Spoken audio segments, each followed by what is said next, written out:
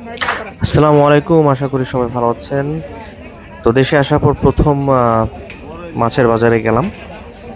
মূলত টার্গেট ছিল কিছু আম, ইলিশ মাছ কেনা, সাথে অন্যান্য মাছ কিছু কেনা। তো আমরা গিয়েছিলাম শুক্রবার, তো খুব একটা মাছ বসে নাই। আমরা গিয়েছিলাম শনির আখড়া মাছের বাজারে। তো সেখানে ইলিশ মাছ দেখতে পেলাম।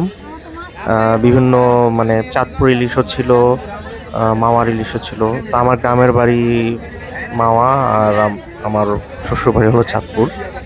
তো মূলত আমরা মাওয়ার ইলিশ মাছের দামটা একটু বেশি ছিল, প্রায় 2000 থেকে 2600 টাকা কেজি ছিল মাছের দাম।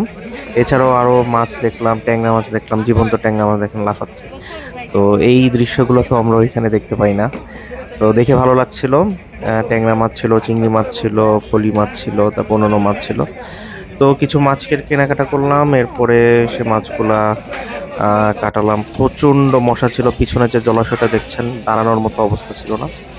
তো এই আমার প্রথম অভিজ্ঞতা মাছের বাজারে।